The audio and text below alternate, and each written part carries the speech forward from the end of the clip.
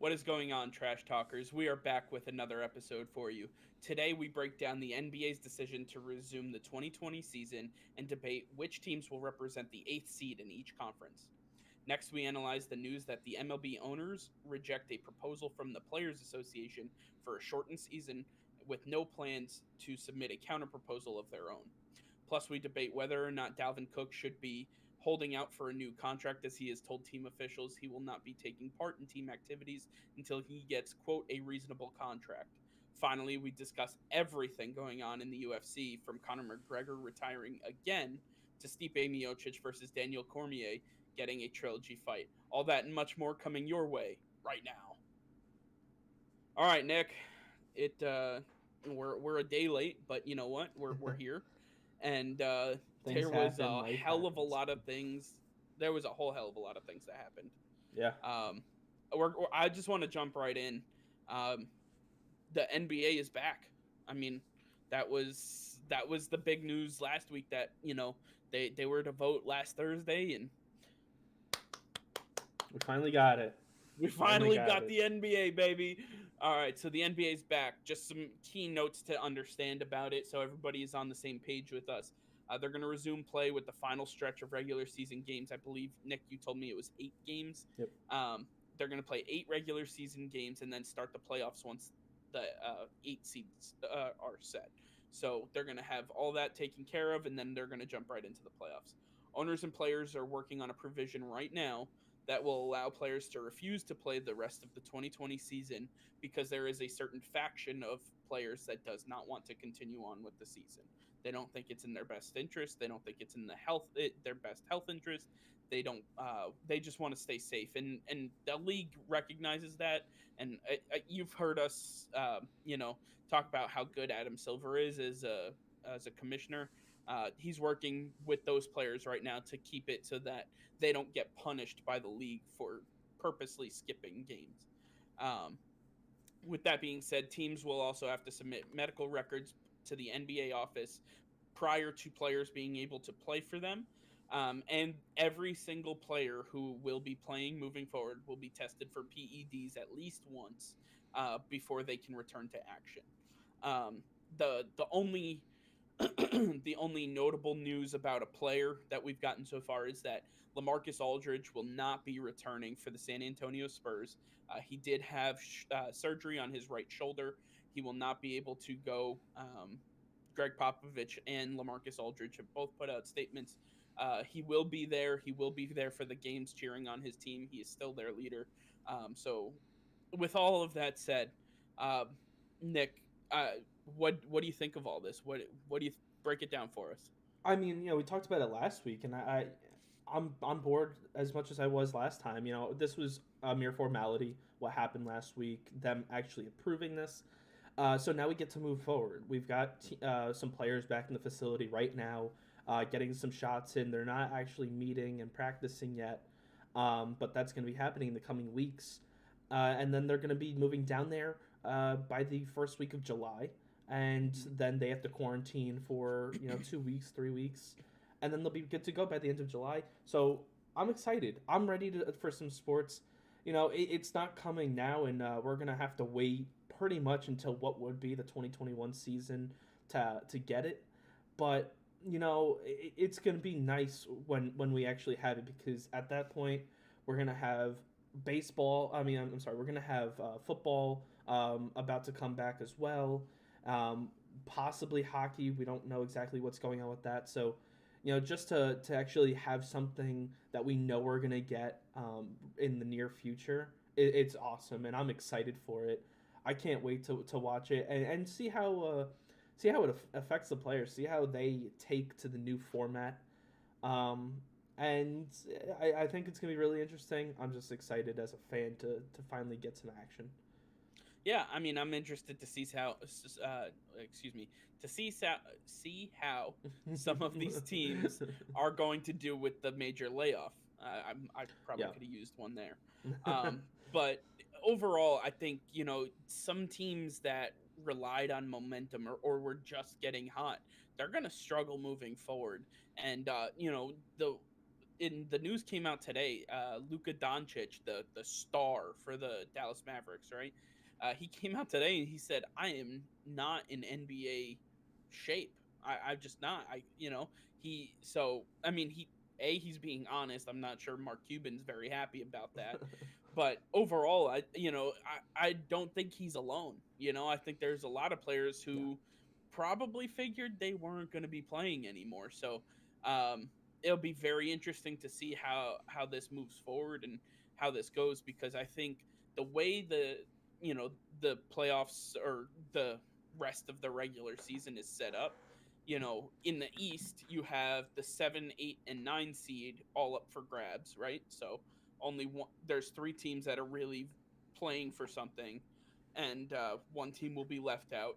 But in the West, you have 7, 8, 9, 10, 11, 12, and 13. You have seven teams going after Two spots. two possible spots. Hmm. That is going to be something that really needs to be watched heavily. And for people to understand, like, if you look at the standings and where they are now, right? You have the Dallas Mavericks and the Memphis Grizzlies. That's the 7 and 8 in the West. Portland, New Orleans, Sacramento, San Antonio, and Phoenix are all right in the same vicinity of being able to strike and take over the 8 seed and possibly the 7 seed. If Luca can't go, Memphis, they had their ups and they also had their downs. I don't really know. They were one of those teams that were, they were striking while the iron was hot. They hit that momentum swing. I don't know if this is going to be troublesome for them moving forward. But with that being said, who do you think the eighth seed in each conference is going to be? Well, I mean, I think for the Eastern Conference, it's pretty easy. I don't expect it to change at all. I think that um, I don't think Washington, even if they're going to get John Wall back, I don't think it's enough because you're going to have about a month to practice with each other and get ready. But you're already at a deficit. Even if you're fighting, you're gonna play right away for that eighth seed in the playoffs. So you're already at a disadvantage because you are going to have to beat them twice, Orlando twice, in order to move on, and Orlando only has to beat you once. So that's tough to overcome, especially when it's back to back games. You know, you're on a neutral territory, so I think at best it's going to get split in which favor in that's in favor of the Orlando Magic. So I don't have much faith for the Wizards, you know, in this playoff. But for the Western Conference, that's where I think things are a little bit interesting. Now we've got the Dallas Mavericks, who are like 10 games ahead of everybody else, at least 10 games, and so I don't think uh, Dallas is going to worry about locking up that seventh seed. They pretty much have already done it. So I think they're going to stay at that seventh seed. But I think what happens with the eighth seed, I am keeping my eye on New Orleans. I think the New Orleans Pelicans could make a run for this. They have a lot of young players that were doing really well right before everything took a halt. They were finding their groove, and I think that will be able to pick it right back up. I think because of how young they are, how young their core is, that they'll be able to uh, be at their best with little preparation because that they're just a bunch of kids playing basketball, and it doesn't take much for them to leave it all out there. Like they're not Lamarcus Aldridge, an old guy, that has to work his way up to getting in that shape, and so I think that's going to help them a lot, and I really have high hopes for them. So I think New Orleans is going to take the eighth seed in the West. Sure. Yeah, I mean, I'm right there with you in the East. I think Washington, it might just be a case of too little, too late. John Wall coming back, he's missed the equivalent of almost two full seasons if you think about it, right? I mean, he hasn't really seen the court. He's got to get his basketball legs under him, and I mean, I would if I were Washington, I would absolutely compete my hardest, but I would use this as a stepping stone to really try and gauge where John Wall is and what he needs to be able to do to get right for next season. Um, and I understand, Wizards fans are not happy because Bradley Beal his contract is up at the end of this year, and he's gonna hit the free agent market. And if they can't make the playoffs, like he's gonna get ready for that free agent tour, if you will. He's gonna be one of the most, if not the most, highly coveted free agent out there. We've already heard teams like the Clippers, the Lakers, the Grizzlies, the Nets all looking at signing Bradley Beal. The Knicks are now in that conversation. So, I mean, when you talk about the East, I think there's a lot of possibility, but I think it's too little, too late. Washington's 5.5 games back. They're really not going to have that chance to supplant Orlando for that spot, and I don't think they have what it takes to take down Brooklyn. Even though Kyrie and KD will not be playing for Brooklyn. In the West, I think you're right. Dallas will stay at the 7, but that's only because of how far ahead they are of everyone else. I see them struggling hard, and I don't see. I mean, do you how... believe Luka's statement? Yeah, for sure. Do you think that's going to hold true in July, at the end of July? That's 2 months. It's not even about that. I don't think that team is more than Luka and Kristaps. That's it. Even really if it's just the two of them, I think they can do it. They're not in the West. Not in the West. The West is too strong because when you get up against a team like you pointed out in New Orleans, right? You have the Lonzo Balls of the world, the Brandon Ingrams. Don't forget that behemoth of a human called Zion Williamson, right? I mean, you're talking about some very tall, lanky, and now extremely muscular humans that can run and get up and down the court very fast. I think there's a lot to it. Portland is another team that people need to watch now. It's not anybody is too sure whether Damian Lillard is going to be coming back. He had already stated that he doesn't want to. He doesn't want to, basically, yeah. right? I honestly don't know what's going to happen with Portland. They're kind of a wild card for me. If Lillard comes back, they have a very good shot. If he chooses not to, which is going to be in his choice, right? It's his purview. If he chooses not to, I think New Orleans jumps above them, but I can't see Phoenix, San Antonio, Sacramento making a jump into that 8 seed. So I think Memphis is out no matter what. It just depends on whether it's going to be Portland or New Orleans. And I think it, again, comes down to the fact that Damian Lillard needs to make a decision whether he wants to finish playing basketball this season or not. I think what it mainly comes down to is who has the 8th seed by the end of the regular season. You have 8 games to try your hardest, because that's really what matters. I don't think there's much of a shot of any 9th seed moving on to the playoffs.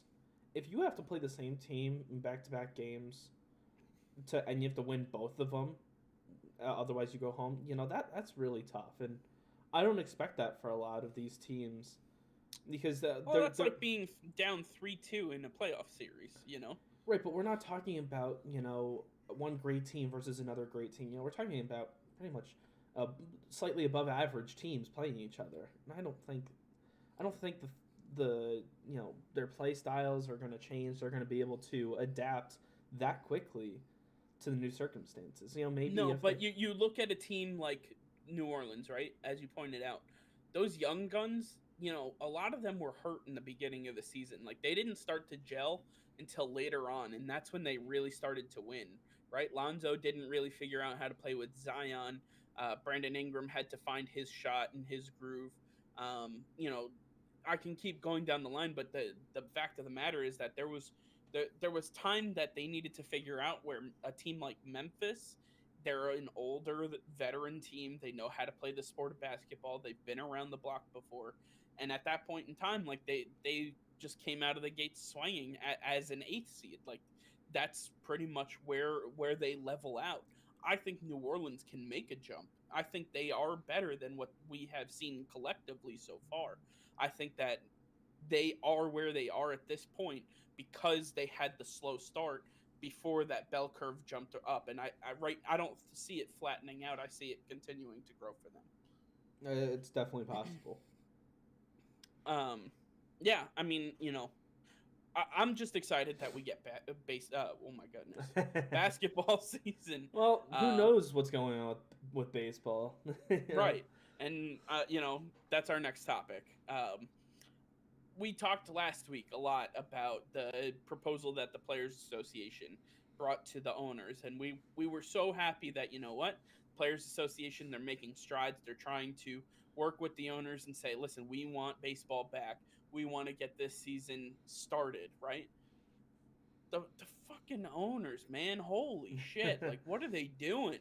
Yeah. Because so that Players Association proposed a 114 game shortened schedule, 114 down from 162, with prorated pay, so they would get the back pay that they missed. The owners rejected the proposal and didn't and said, "quote They do not intend to submit a counter proposal as a response to it." So the MLBPA countered their own plan. I believe this was yesterday, with an 89 game schedule instead of 114, with continuing with the prorated pay. So I'm being told that a lot of these players are not going to take the field if the prorated pay is not on the table. What do you think of that? I'm not a fan of that. I think they just need to, if they want to play, they'll play. Stop worrying about the money so much.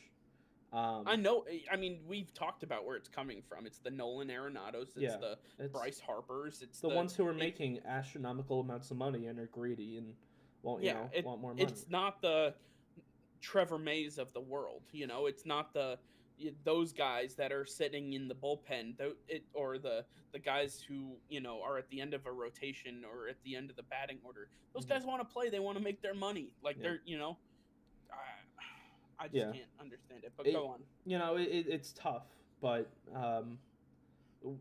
there's not much we could do, and I think we've got to get past the owners first. We've got to actually get these owners to approve something. That way, the players can then, pretty much vote on it without it being official. They can decide whether they want to play or not. It should be the same thing as the NBA. Hey, we're gonna start the season back up. You have the choice to play or not. If you don't play, you obviously don't get paid. Here's the problem, though. Do you have the confidence in Rob Manfred that you do in Adam Silver? Absolutely not. No. Exactly. There is no other commissioner like Adam Silver. I don't think there. I mean, you look at the sport itself, right? Baseball, the audience is older. The whole aspect of baseball is just an older concept, right? It's an older idea. It's America's pastime, if you will. Basketball, young kids love it. Like, if you look at the audience ages and you break down some of these demographics and the key numbers that the leagues look at, the NBA continues to stay within the younger side of the generational gap, where baseball is on the older side. And it's just different mentalities that you're trying to back and forth. So I can't imagine that MLB owners, I think they're just too stuck in their ways to do anything like the NBA owners are doing. Yeah, I mean, that's quite possible. I think we will get to a point, now that the NBA is officially back, if the NHL continues to move forward, I think MLB owners are going to start to get annoyed that they're the only one not making money. They're the only one that's not back. And so I think that might force their hand if everybody else is moving forward and they're the only ones staying stagnant. Maybe some of them will be able to push the other ones to start the season back up. But that's a huge if, a huge maybe. At this point, if I was shocked that they didn't approve this 114 game schedule, and I know that they're looking at I think it's 86 game schedule. 89. 89. Yeah.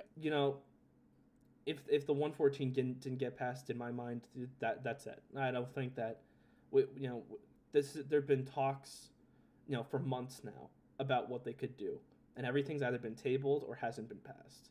And so I think that if you keep trying stuff out, history has shown that it's still not going to work out. So what's the point? just throw in the towel and let everybody move on with their lives. Just get prepared for the 2021 season. For sure.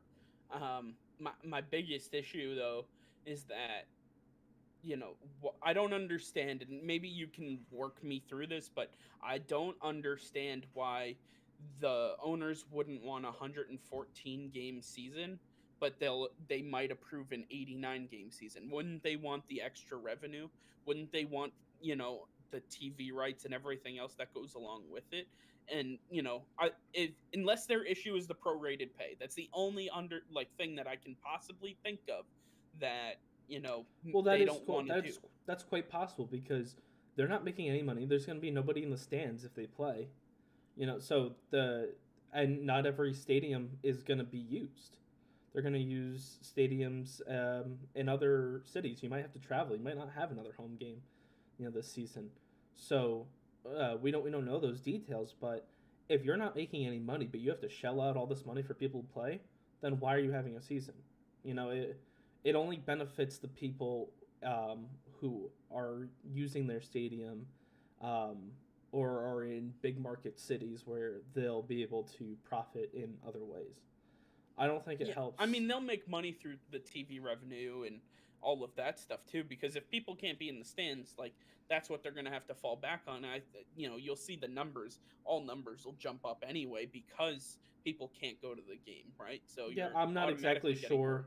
I'm not exactly sure how the TV revenue works, but if that's I'm guessing that's a contract that they've already set in place that no matter what the circumstances, they're not gonna make any more than they already are, unless it's per certain views they get paid. I don't exactly know, but again, that's if it's at your stadium, but it's not at mine, then you're going to be making that money most likely, because you have to you're hosting it.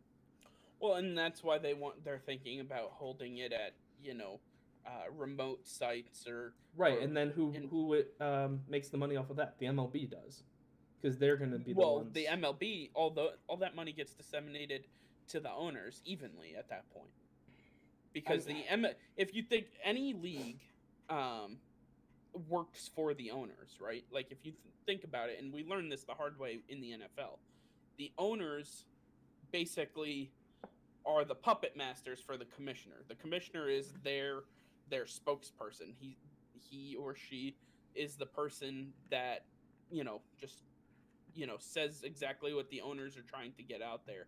They are the face of the league. The owners are the collective body that votes on all of these things and makes all the decisions. The commissioner does not. The commissioner has specific responsibilities afforded to them by the owners, but make no mistake, the commissioner is not the highest level of any sporting league at all. It right. is the owners of the teams. Yeah, I at the end of the day, we don't know what it's coming down to, but I think you pretty much had it with it being a revenue thing. I'd say what is it? Average salary for each team is like $200 million a season. Yeah, it's roughly it's right around like there. 189. So say they're playing half a season. That's $100 million that you need to make in order to pay your players, unless you want to pay out of pocket. No, you need to pay them all, because they're talking about the prorated money that they missed out on. You have to pay. You have to pay the entire payroll. Yeah, you have to pay the entire payroll, but you don't. It's prorated, so you're only playing half a season, so you get half your pay. So right. If you're only paying, you have 30 teams that want to make $100 million. Say, that's a lot of money. I don't think you're going to generate all of that through TV revenue, and so why waste your money? They're all these are all billionaire businessmen. They know that they know a bad deal when they see one. If it means that they have to go a season without playing baseball, then it's in their best interest financially. Financial interest, yeah. Right. So Rob Manfred did say, quote, "We're going to play baseball in 2020 100%." That was his quote. That's what he went on the record as saying. Give me a percentage. Will we see baseball this year? What is the percentage in your mind? That we see it? I'd give it a 25% chance that we see 25%. it. 25%. Yeah. You're about as pessimistic as I am. I was right around there. I said about 20%. But we're in the same boat. I honestly don't think we're going to see baseball. Rob Manfred can come out and say whatever the hell he wants to say, and it looks good on paper. But until we see, actual action coming from the league and from the owner's side of things, there's not going to be a season. And I'd love to be able to talk to some of the players about this, and hopefully we can get somebody who's closer to the situation on the show in the next few weeks. But at this point in time, it's not looking good for baseball this year. No, definitely not. You know who else it's not looking good for this year? Who's that? The Minnesota Vikings. The Minnesota Vikings got some troubling news this week, and that was that Pro Bowl running back Dalvin Cook has informed team officials that he will be holding out and not participating in any team activities until he receives a, quote, reasonable contract, end quote. He's heading into this final season of his rookie deal. He did tear his ACL once. I believe that was his rookie season, right? If I'm not mistaken. Yeah, I believe so. Now, when he says reasonable, they made him expound on that fact, and they said, what does reasonable mean to you? Essentially, he said $13 million annually or more. So just to put that into perspective, right? Christian McCaffrey, the number one ranked running back in the NFL, is making 16. The person behind him is Ezekiel Elliott, making $15 million a year. Now, he wants to make 13 or more. Nick, I mean, I feel like you've already answered it, but is Dalvin Cook worth the money? Well, in a normal situation, absolutely not. But this is no normal situation, all right? We're talking about the Minnesota Vikings, the team who had their quarterback throw less than 30 times for 75% of their games last season. True. They're a team that lost their offensive coordinator but wants to continue playing the same style offense. They're a team that lost a lot of their defensive stars because they wanted cap room to pay their star running back. They've done all of these things. They've lost coaches, made cap space, but now they're facing the worst case scenario where they made all these moves for no reason. Their team is in shambles for no reason now, and without him, you're now relying on a second-year running back named Alexander Madison, who could be good. He showed some flashes of skill. He's an off-back. Like, he's a change of pace. He is a change of pace. He's not a guy you throw out there first and second and sometimes third down. Yeah, but you have him, and then that's it. There's really is nobody else. So now you have, you're in a bad situation where no running back in my mind should be making $13 million. It's one of those positions where you're in and out of the league because you suffer so many injuries. If I guarantee if they were to sign this contract today, we're gonna get news in 2 months saying Dalvin Cook suffered another big injury, and it's all for naught. And that's what they want to avoid that. It's like the Todd Gurley scheme. You're gonna develop some arthritis after signing a massive contract. Isn't there a running back out there in free agency that they could go get right now? They could go get Devontae Freeman. There it is. But Devontae Freeman's still available, folks. Yeah, you could go get him. Le'Veon Bell's on the trade block. But here's the thing. Again, Devontae Freeman looking for major money. He was offered it by the Buccaneers, turned it down. Well, he wasn't offered major money by He then. was offered like 6 or 7 million, which is more than he should be getting. Um, but he is no Dalvin Cook. Dalvin Cook is a very he's an elite running back. He's a guy When that healthy. showed. Dude, he suffered a torn ACL a couple years ago and put on an absolute performance last season. Yeah. He putting up hundreds of yards each game and just obliterating everybody. I don't know how he has the ability to just run after and keep running as much as he did. Yeah, we look at the Seahawks, who had like 6 running backs and lost them all because they either fumbled too much or they got injured. And you've got Dalvin Cook doing all of that work, not fumbling the ball and not getting injured after suffering a major injury. Don't forget the That's Seahawks pretty pulled impressive. Marshawn Lynch out of retirement. Yeah.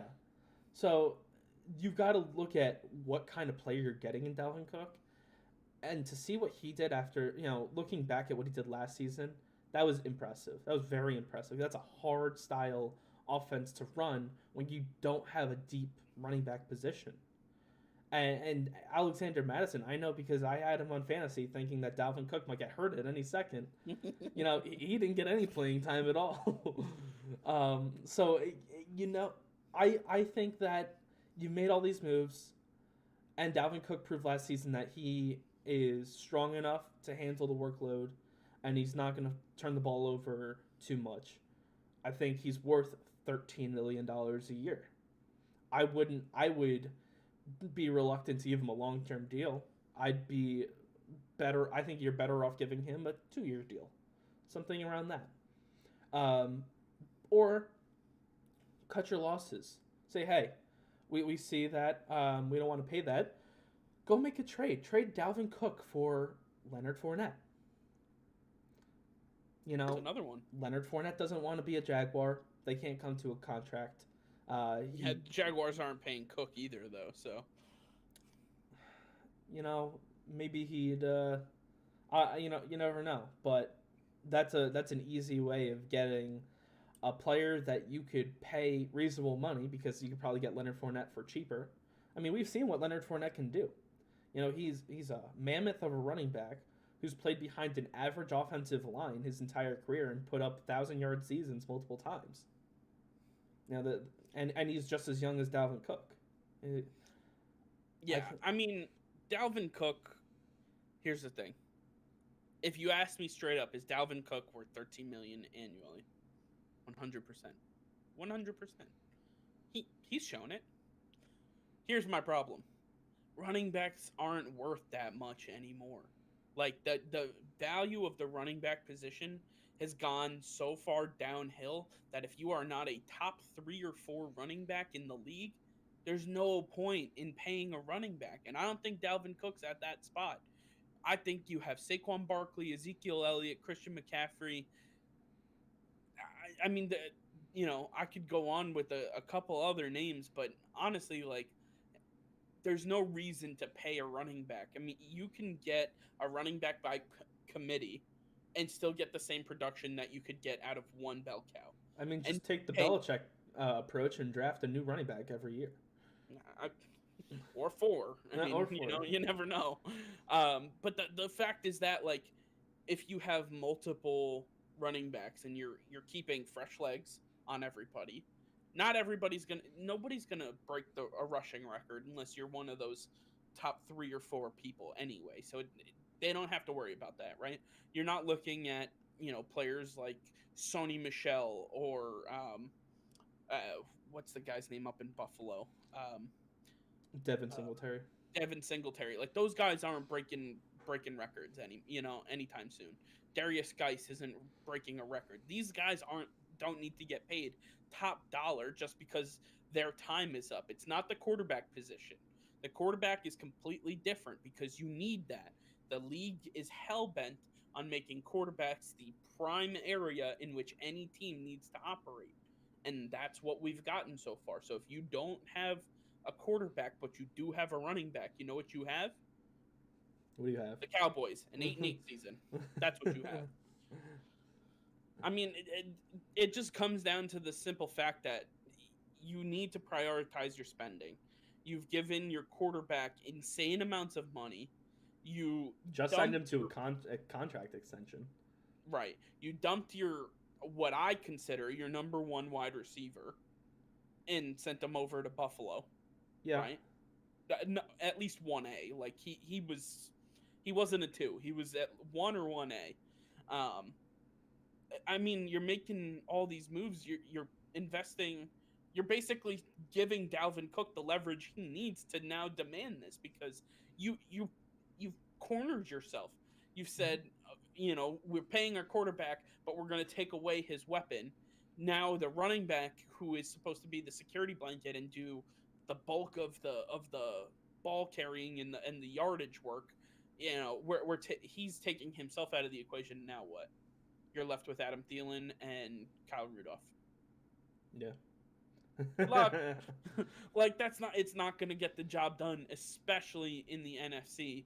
When you look at some of these teams, I mean, just the NFC South alone, you have 3 possibilities to come out of there, right? For the playoffs. So, and you even in their own division, they still have to get past the Packers, who, are a strong team. I mean, they had a Jordan Love. That's You've got the Lions, who I think are a sleeper team. I think they've improved tremendously. Well, Matt Patricia's there. I think he's a better coach than you think. I think it just takes time to implement a new system. But that I didn't have high hopes once I saw Everson Griffin was gone. Once I saw that 3 of their top 4 corners were gone. You're left with. They're all in Cincinnati. They're literally all in Cincinnati.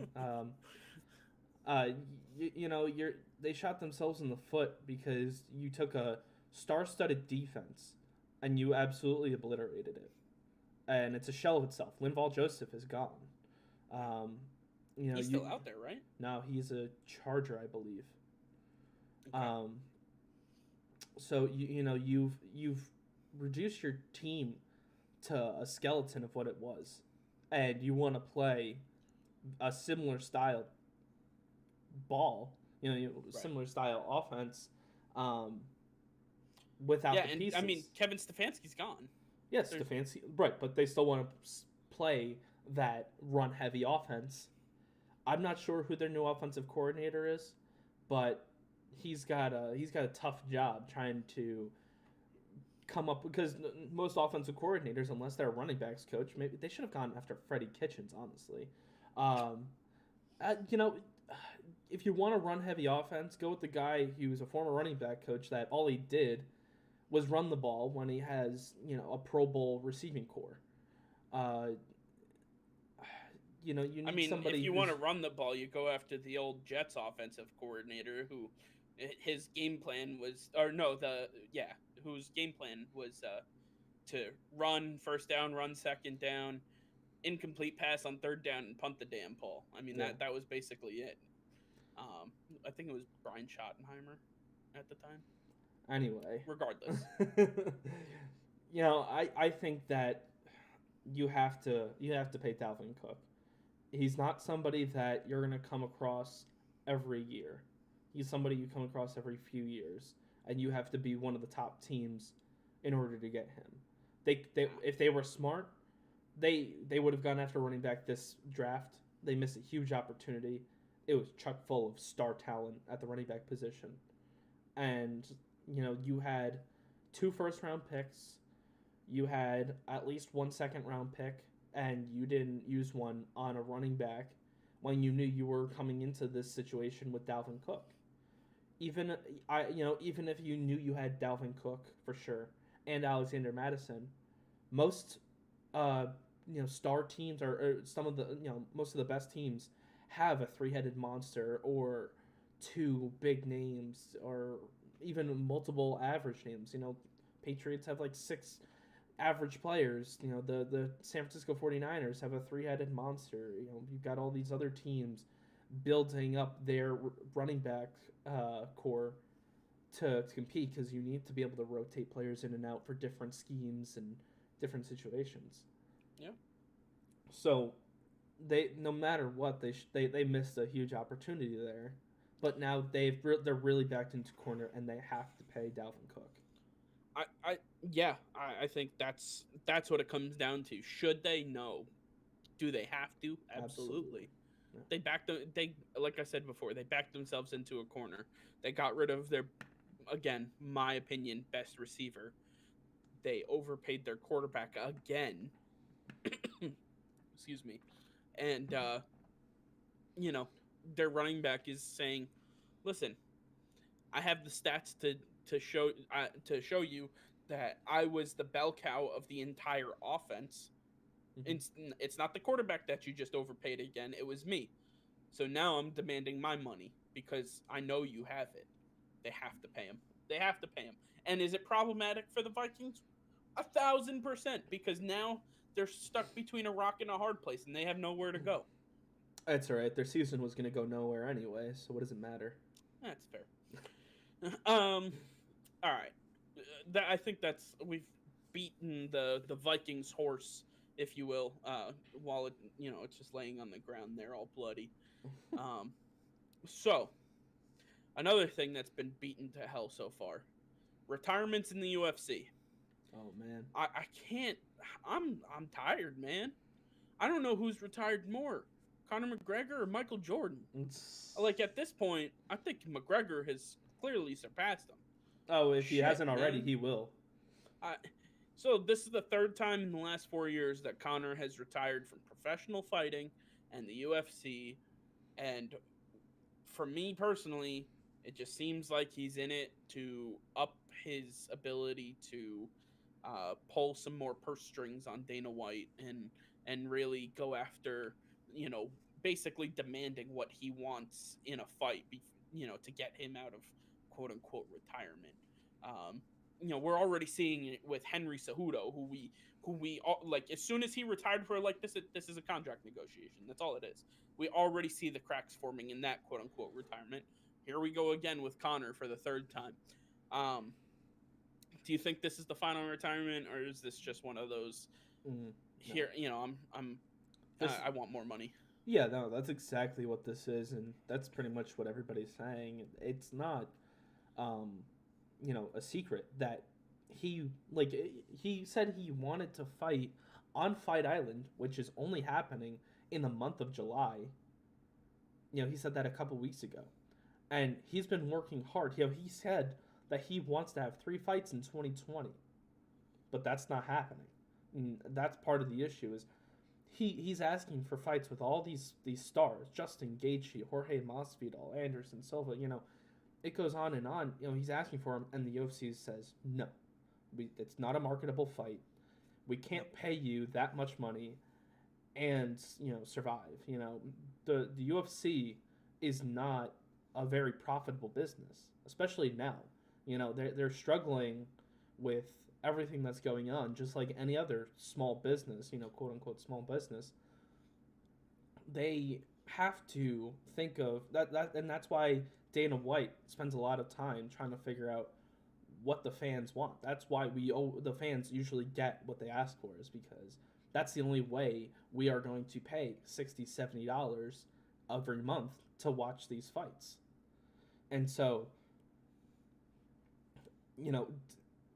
in order for McGregor to come back, he's gonna not only want to get paid. I don't think that's an issue, because everybody's gonna tune in to see Conor McGregor no matter who he fights. But he also, he's got to get somebody that he wants to fight, and that's not going to be until we see Gaethje versus Khabib. I think right now the most interesting fight that we could get with Conor McGregor would be against Jorge Masvidal, and I think that's a fight that would sell really well, that both would get on board for. They've talked about it before. They want to fight each other. So I think that Dana, he's not forced to make a fight with Conor happen, otherwise Conor's gone. No, Conor is technically still in a contract with the UFC. He can't go off and fight Floyd Mayweather. He can't go off and fight anybody else outside of the UFC. He has to fulfill his obligation, his contractual obligation, before he can do anything else. So he is still technically owned by the UFC. In any sport, if you retire during that contract, your contract's basically just paused at that point. Like it's put on pause, and the rights to you as a player, not you as a person, but you as a player, are owned by the entity. So in this case, it's the UFC. Yeah, well, but technically, UFC fighters are contractors. They're independent contractors. Technically, Right, but even he though signed they a long-term contract. Right. Right. So, some of these UFC fighters are fight-by-fight contractors. He is a multi-fight contract, right? It's that's his contract. He has more fights on his contract. Right. Yeah. But so he can't go anywhere. So I don't think that's gonna push the UFC to make any moves as far as getting him a fight right away. They still have a lot of time with that, and they could do what they want. Now, it should be in their best interest to make Conor McGregor, available for as many fights as possible, just like he wants, because he sells. His name sells. His fight style sells. Everything about him is marketable. I don't know what they're really, doing. Why they're not fulfilling his wishes and making him fight, or letting him fight. I understand, if he keeps winning, you're going to pay him more, but you're also going to be making more. And so he's the biggest heel of the UFC. I mean, people love to hate Conor McGregor. I mean, that's basically is what it comes even? down to. I don't even think he's hated. I think everybody just loves him. They love to love him. I think they just get absorbed by his personality, and I don't hate Conor McGregor. I love to watch Conor McGregor. I love to hear him spat off, in media or in conferences, and just talking about other opponents and getting himself psyched up and whatnot. I think that's. I'll awesome. tell you though, the casual viewer does not like him, and I think Dana White understands that, and so But you're not going to get a casual viewer to pay $60 or $70 to watch him fight. You will, but he can't headline every single pay-per-view. You can't rely on Conor McGregor to be the one that's going to be the headline fight, the Titan, he is a main eventer. Without a doubt, he is a main eventer. But not for it can't be every 2 months or every 3 months that you're relying on Conor to be there, because then he basically owns you. He wants to fight more, because he took a hiatus for a year and a half, and now he wants to sort of, not really. He could have come back sooner. Anyway, he's back now, and he wants to fight more to get back into championship shape. He's had 2 fights or 1 fight. He's had the Cowboy fight. That was it so far in 2020, and right now it looks like that's 20 seconds. Yeah, and it looks like that's all we're gonna get of Conor in 2020, which is unfortunate. The UFC is missing out on a huge opportunity, and I think they need to make it happen. I think they will make it happen, because we've got some great fights lined up. We've got we got Fight Island in July. We've got a huge fight we're going to talk about in a minute happening in August. We still got 4 months after that left in the year that need to be filled. And I think this is all part of a show, though. I really do. I don't think. I don't know when he's retired. I don't think he's absolutely not retired. No, absolutely not. But it may be for monetary value, but I don't even think that. I think they just need to separate him a little bit from UFC, and I think they're going to surprisingly announce his return in a major fight somewhere down the line, but it's not going to be ready yet. So they're saying he's retired to create some buzz around the UFC right now. Yeah, I mean, because go ahead. It also has to be for they could probably get the fight, but they also have to pay him a significant amount of money that they're not going to want to, and that's also where some of the issues come from. This fight might be marketable and make you a good amount of money, but it's not going to be the money you want, the money you're asking for. Well, look at the event that happened this past weekend, right? You know how many people watched it? Not many. I mean, people didn't want to watch UFC because the fights weren't there. It wasn't like that star-studded card that we were so hyped up about. I mean, I you know I think the UFC is playing games right now. I think you put it well. Connor should get the fights that he's asking for, right? He absolutely should. He eventually Uh, will. Eventually, but like they need to make money, and at this point, Connor sells, but they're like what I'm trying to tell you before is that in the UFC's mind, they can't rely on him to sell. They need to be able to sell without him because otherwise he can demand the world and they would have to give it to him. Because then you're showing that you simply rely on one person Well, or they one don't. or a few to sell. And I think that I that's just again that's what the UFC side of thinking is. That's not necessarily exactly what's happening. That's not the intermediary type of thinking. It's the UFC saying we have to distance ourselves from this guy for the only reason that we can't rely on him to be the biggest headline. The only reason that we sell major fights. We need to create more of a want through our other fighters and through other people because he costs too much. And that's the other thing is, I was listening to Ariel Helwani, who they've talked about, this has happened before where players, or fighters retire, because they want more money, and what they are trying to do most of the time is create change that goes past them. They want to, because a lot of these players or fighters, excuse me, are making 10% of the revenue that they're generating per event. They're not making a lot of money, and so what happens is a fighter will hold out, but what happens is they'll go to an up and comer who's going to take a fraction of that, and they're going to pounce at the opportunity to take a main card fight, no matter what they're making. It could be $1. They don't care. They know they'll eventually make their money, but right now you can put together, any person who follows UFC is going to know a lot of these up and comers.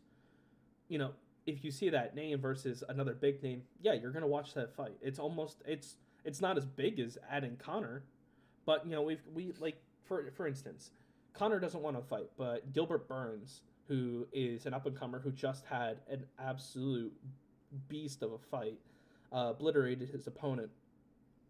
He's willing to fight all the time. He was willing to step in Jacksonville, when fighters were testing positive. So they have fighters that they could reach out to at any point to fill in. But Gilbert Burns isn't selling, right? Gilbert Burns will.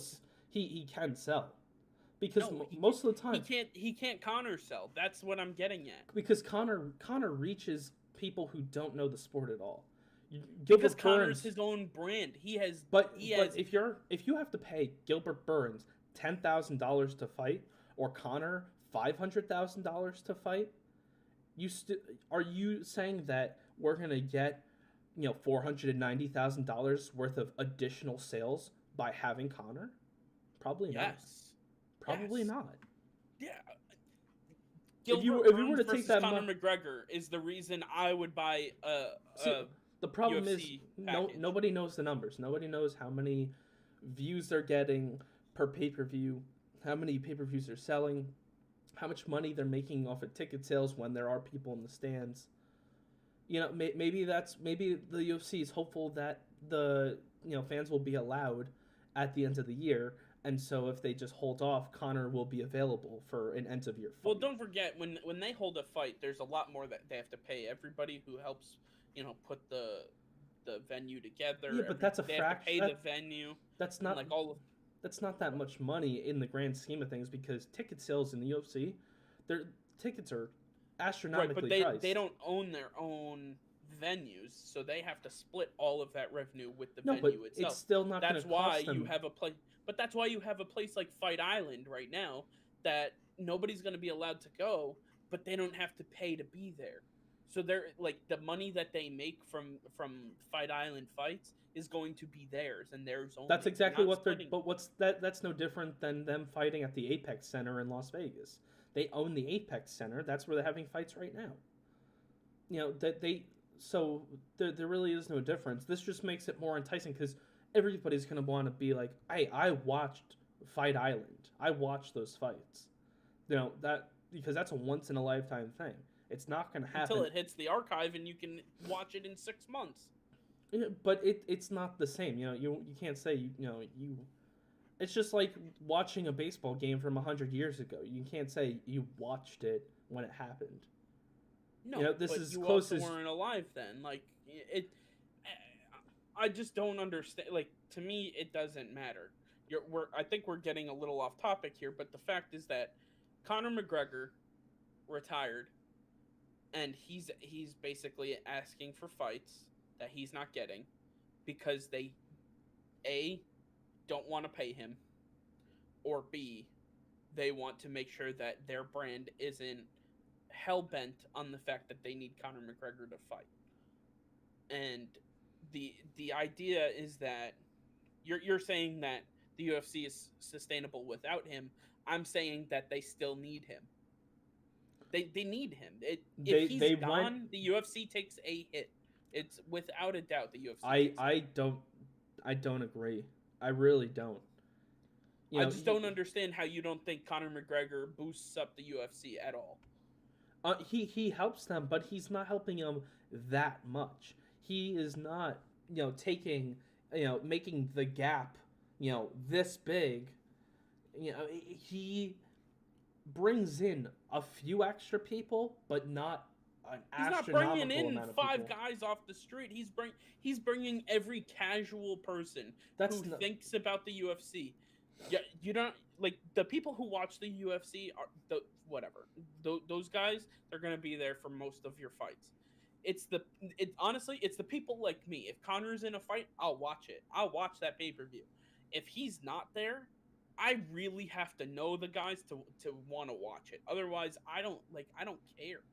If I don't know the guys fighting, UFC isn't my thing. But all you need, Conor's not the only guy in the UFC. There are so many big name stars in the UFC right now, and you only need 2 of them pretty much on a main card to sell the fight. And the UFC knows that. They're not as marketable as Conor is. I think a guy like Jorge Masvidal is just as marketable as Conor McGregor. He doesn't go around bashing buses and throwing stuff at people, but he talks the talk and walks the walk. You can't really ask much more than that. Khabib doesn't say much. He doesn't do much, but his actions sell his product. They sell it's worth paying him extra because you know what you're getting with him. I think they're just waiting. I think they want Conor available for the right opponent at the right time. And they see that they have gaps at the end of the year that they want to fill. Because like I said, you only need 2 people to really sell a fight. Conor's one of them. You have holes at the end of the year. You just need to find the right opponent, and you have that card set. You just need to fill in the rest. Even if they were to make a fight now, it wouldn't be for a few months anyway. He's got to get into camp and whatnot. So that's going to take some time. But, this is just Conor being Conor.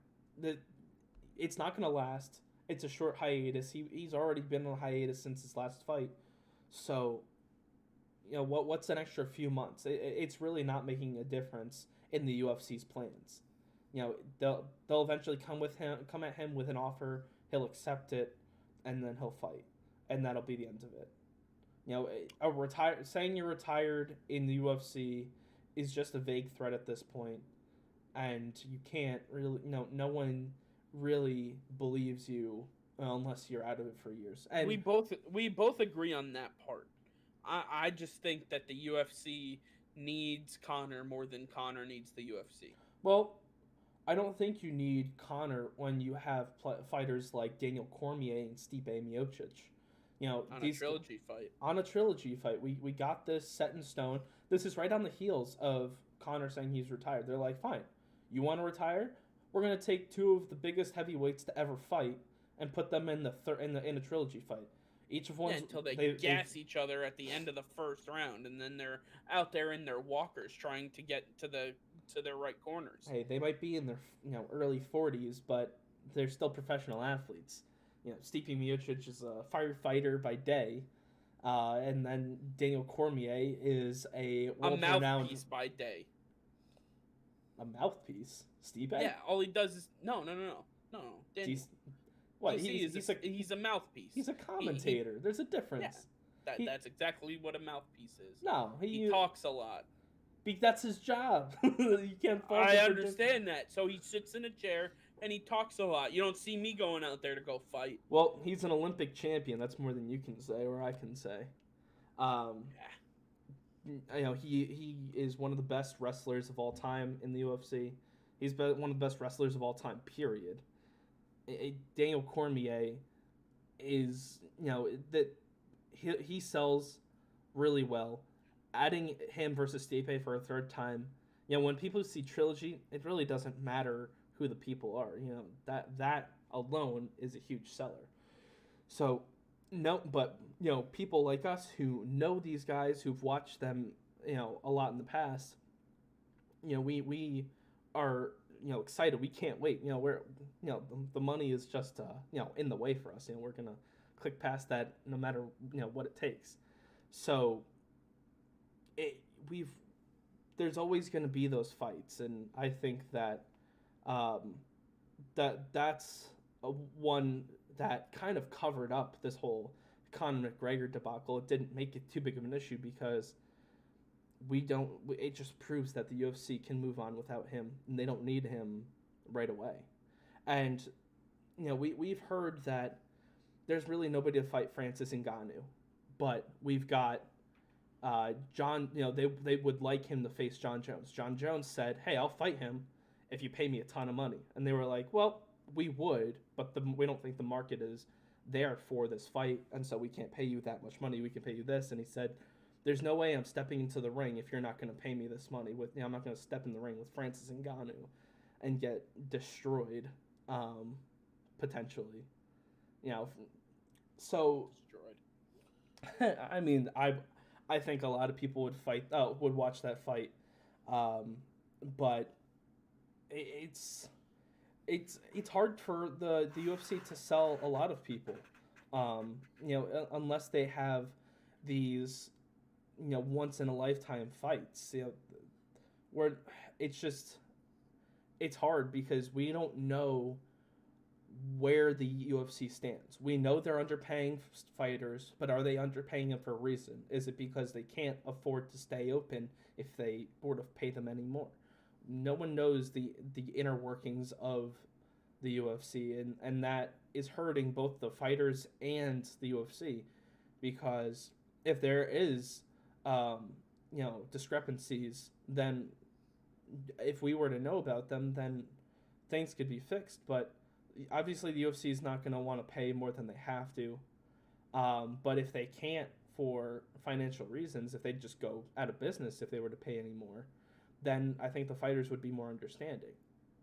So there has to be some more openness with everybody of what's going on, because you're an independent organization. You're privately owned.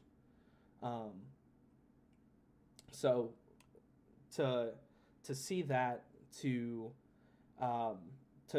just wonder all these questions and not get any answers is tough for everybody. But I think the UFC is strong enough where they'll be able to survive and push their young stars into the spotlight. We just saw Sugar Show Sean O'Malley fight and absolutely obliterate his opponent. Sean O'Malley is undefeated in his career and just gets better with each fight. And he's not a big name. He's still an up and comer, but he is a guy who will be one of the biggest names in the UFC in a year or two.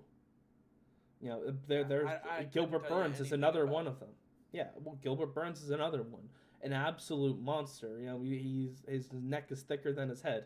Uh, this guy absolutely obliterates his competition.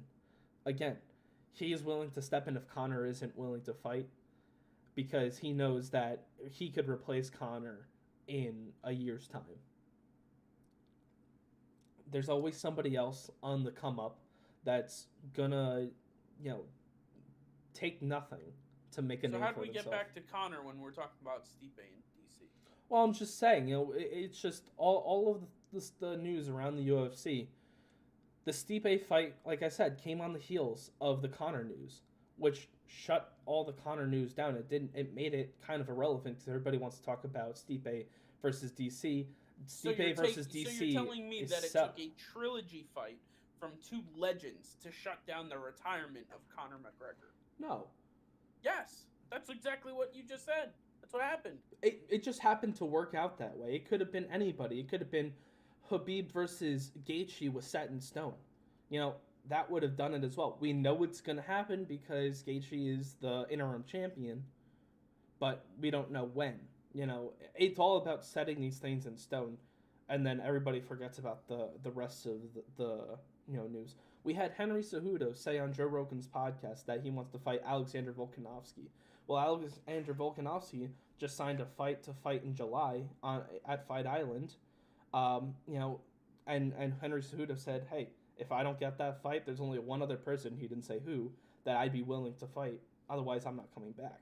And he seems pretty set in his retirement. That's where the retirement, debacle kind of takes a little bit of a shift because he actually means it when he says he's retired.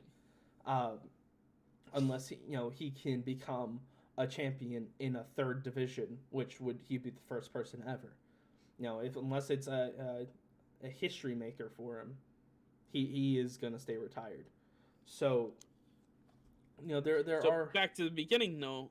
Retirement is strictly a tool for these fighters to use. It's definitely a leverage in a lot of cases, but in Henry Cejudo's case, he is actually retired. If he were to come out of retirement, it'd probably be for one fight, and if he won it, he'd probably just retire right after again.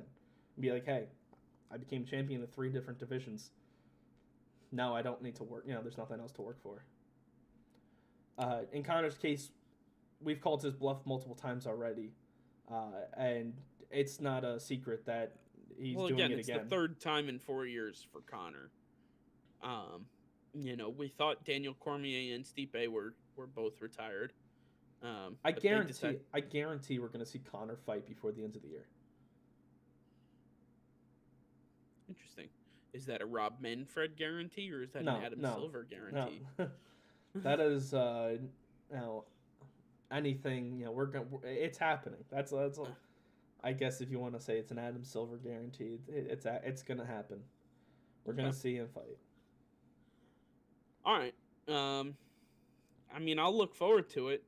I like Conor. I like watching him fight, and I like everything leading up to the fight as well. So, hopefully that happens. But I am excited for the Stipe Daniel Cormier fight.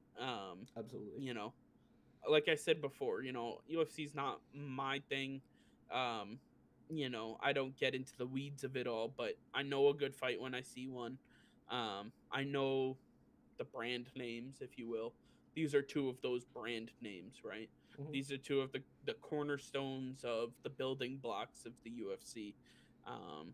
They helped put the UFC on the map, and to watch these 2 fight for a third time, the record stands at 1-1. So, people have wanted this for a long time, and we're finally going to get it. We'll talk more as we get closer to the fight in August. We'll talk more about what we expect from the fight and who we expect to come out on top. But at this point in time, I'm going to reserve my thoughts to my excitement about the fight actually being scheduled and happening. Yeah. And with that said, that is the end of another episode of Trash Talk. Thank you everybody for tuning in if you were here during the live stream. If not, Thank you for watching our YouTube video. Don't forget to like, comment, subscribe. We'd love to hear from you guys. We want to hear more about what you think about the topics that we talked about. Give us topics that you want us to cover moving forward. We interact with our fans both on Twitter, YouTube, any social media that you can find us. You hit us up.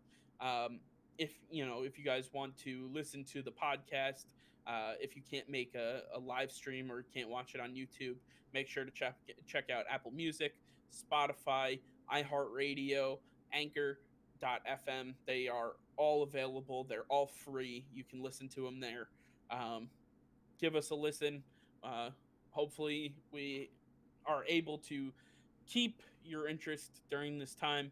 And I think if you can take anything away from this day in sports, or this show in sports, it's that the NBA is back, baby. All right, so with that being said, I'm going to send it off, and I hope you guys have a great rest of your week. We will return to Tuesdays starting back next week. We had a little hiccup in the schedule this week, and everything is all set, and we're ready to go moving forward. Anything else? That's it. All right. So let's rock and Have roll. a great week, everybody. Take care.